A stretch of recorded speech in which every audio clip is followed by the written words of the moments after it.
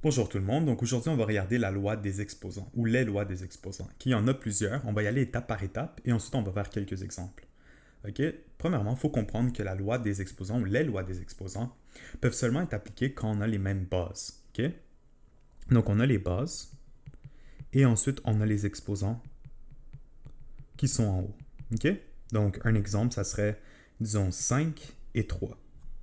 L'exposant c'est quoi? C'est 3, et la base c'est quoi? C'est 5.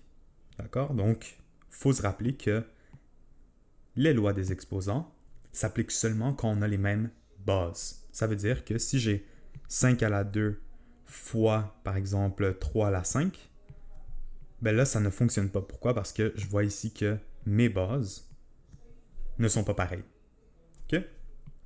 Donc, première loi, ça va être celle avec les multiplications. OK? Donc, si j'ai a à la 2, par exemple, fois a à la 5, qu'est-ce que je peux faire? C'est juste comme j'ai une multiplication juste ici, je vais pouvoir additionner mes deux exposants. Donc ici, mon A et mon A, c'est les mêmes bases, donc je peux appliquer les lois des exposants. Et en plus de ça, j'ai des exposants ici, donc ça va être beaucoup plus facile. Et j'ai une multiplication. Quand c'est une multiplication, on peut additionner les exposants. Donc 5 plus 2, ça donne combien? 7. Donc je vais écrire A à la 7. C'est vraiment juste ça. Okay? Maintenant, on va faire un exemple avec une division. Disons que j'ai A à la 10 divisé par A à la 5. Donc là, qu'est-ce qu'on est en train de faire? C'est faire le contraire d'une multiplication. C'est quoi le contraire d'une multiplication? C'est division, comme on le voit ici. Donc, juste utiliser un petit peu la logique.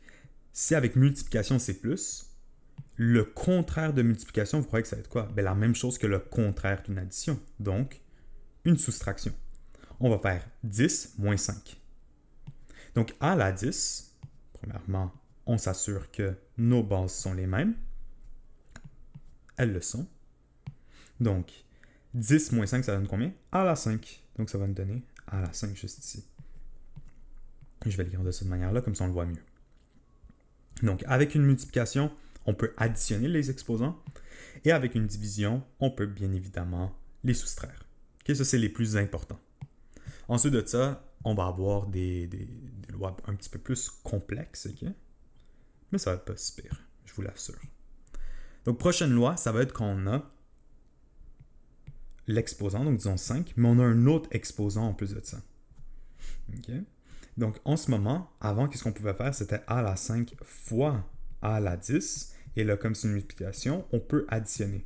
Mais dans le cas ici, on n'est pas en train de multiplier, on est en train de refaire dans le fond, un exposant. Donc, 5 à la 3. C'est comme si je faisais A à la 5 à la 3. Donc ici, on va pouvoir faire une multiplication. Donc, ça va me donner ici A à la 5, 5 fois 3, 15. Donc, je vais avoir A à la 15. Je peux faire ça. Donc, ça, c'est une autre loi. Okay? Un autre exemple, c'est par exemple, j'ai A à la 7 divisé par B à la 5 et j'ai ça à la 2. Mais là, qu'est-ce que je peux faire aussi, c'est multiplier ça, mais aussi le dénominateur. D'accord? Donc, ça va me donner ici 7 fois 2, ça me donne 14. Donc, je vais avoir A à la 14.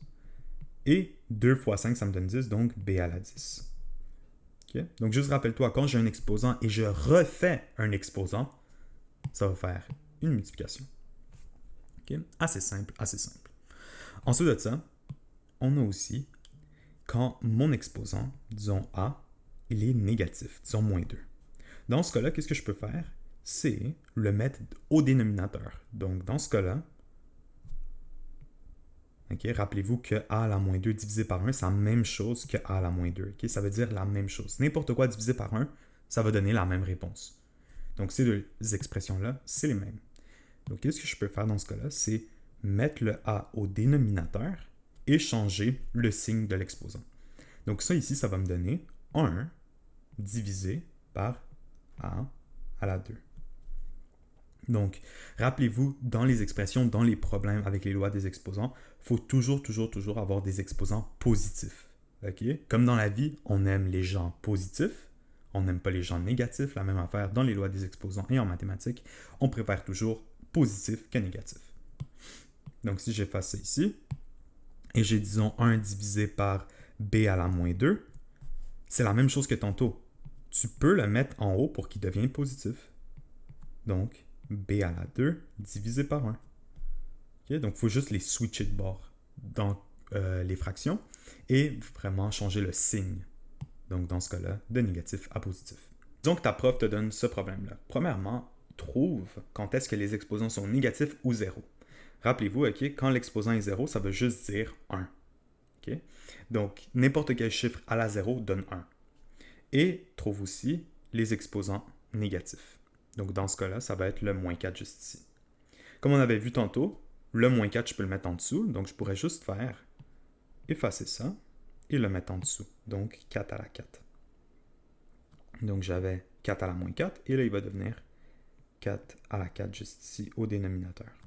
Ensuite, 4 à la 0, on se rappelle, n'importe quel chiffre à la 0, ça va donner 1. Okay? On pourrait juste enlever et dire fois 1, mais on peut aussi continuer avec la règle des exposants ou la loi des exposants et faire un plus. 4 plus 0, ça donne quoi? Ça donne 4. Donc, on peut tout effacer parce qu'on est en train de multiplier avec les mêmes bases. Ça va nous donner 4 à la 4, juste ici. Okay? Là, on a fini avec le dénominateur. On continue avec le numérateur. Ici, on pourrait faire 5 moins 1, parce que rappelez-vous que quand c'est à la rien, c'est dans le fond 1, 1. Ou on pourrait aussi, premièrement, distribuer. Disons qu'on va distribuer, donc 3 fois 5, rappelez-vous, c'est un exposant 3, donc un exposant d'un exposant. Donc, on va pouvoir faire fois ici et fois. Donc, 5 fois 3 va donner 15 juste ici. Et 1 fois 3 va donner 3. Donc, je vais effacer ça. Et je vais avoir 3 ici. Je vais effacer ça ici. Perfect. Et là, je vais pouvoir faire la soustraction. Rappelez-vous, je suis en train de diviser. Donc, quand c'est une fraction, c'est une division. 15 moins 3, ça donne combien? 12. Donc, je peux effacer ça et avoir 4 à la 12. Ensuite de ça, je peux refaire la même opération, donc 12 moins 4, parce que c'est encore une fois une fraction. Donc, 12 moins 4, ça donne 4 à la 8. Et finalement, encore une fois ici, je peux multiplier les deux ensemble. Donc, 8 fois 1 demi, ça va donner 4. Donc, ma réponse finale, c'est 4 à la 4. Okay, c'est pas mal tout. Si vous avez des questions ou quoi que ce soit, vous pouvez m'écrire dans les commentaires ou sur Instagram.